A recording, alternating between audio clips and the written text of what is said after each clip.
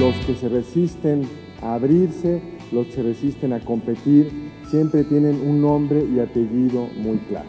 Cuando vemos en el índice del WEF dónde está México en distintas variables, uno de los que está a media tabla, no es de las que estamos peor, es qué tanta competencia hay en México.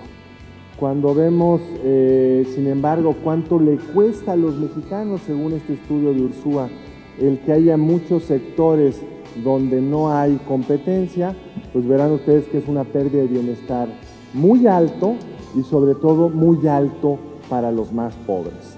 No tengo ustedes que explicarles, que en este grupo está lleno de economistas, cuáles son las razones por las cuales la competencia es crucial y por qué genera para el conjunto de la economía muchas ventajas.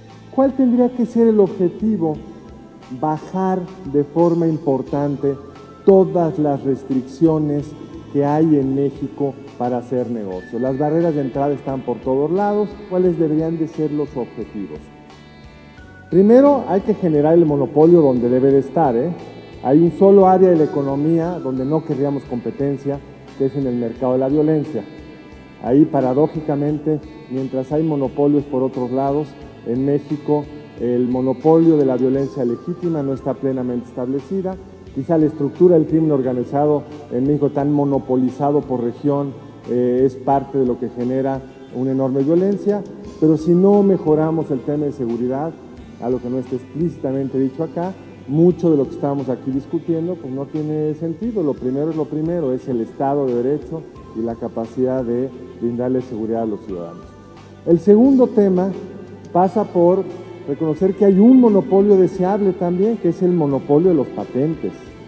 Como lo dice muy bien el artículo 28, una patente es un monopolio temporal. ¿En qué momento los empresarios tienen más incentivos de generar esos monopolios temporales? Pues cuando los otros monopolios no funcionan. Saben bien los economistas que en mercados altamente competitivos, con bajas barreras de entrada, pues el margen de ganancia es pequeño. ¿Cuáles son las empresas con mayor margen de ganancia en la bolsa de Estados Unidos? Los que tienen un monopolio basado en un patente. En México, sin embargo, se pueden tener condiciones de monopolio o oligopolio por las reglas del juego y por tu peso político. Entonces, primer gran tema, hay que entrarle a los monopolios del Estado, a los monopolios energéticos, sobre todo a Pemex. Pemex hoy, sí, financia a través de las reservas petroleras que nunca compró una buena parte de las finanzas públicas, pero nos extrae en el camino como buen monopolista una renta muy amplia.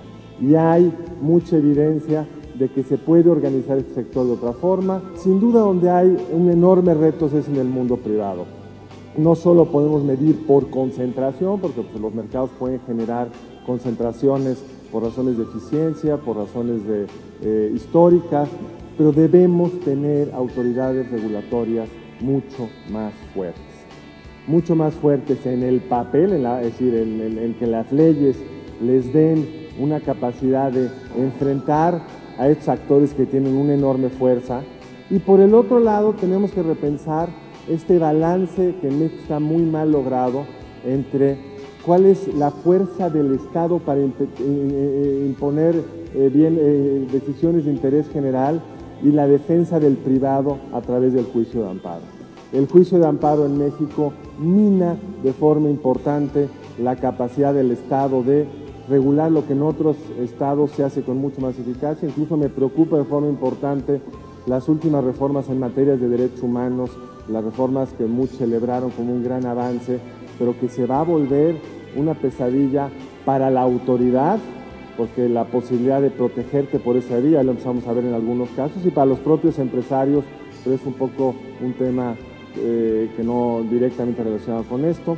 Pero en general, para cerrar, creo que lo que tenemos como mexicanos que tener claro es que si no somos capaces de bajar las barreras de entrada, de hacer que la autoridad sea capaz de imponer condiciones de competencia en todos los mercados, porque estos que vimos son los más visibles, pero en los taxis, en los aeropuertos, en la asignación de los slots en los aeropuertos, en las redes terrestres de muchas de las líneas de autobuses, casi donde veamos en México, hemos tenido una tendencia, por razones políticas, a que el que gana tiene los recursos políticos para mantener un estado de cosas y dificultar que otros compitan. Y si no incrementamos los niveles de competencia en México, va a ser muy difícil alcanzar los otros indicadores.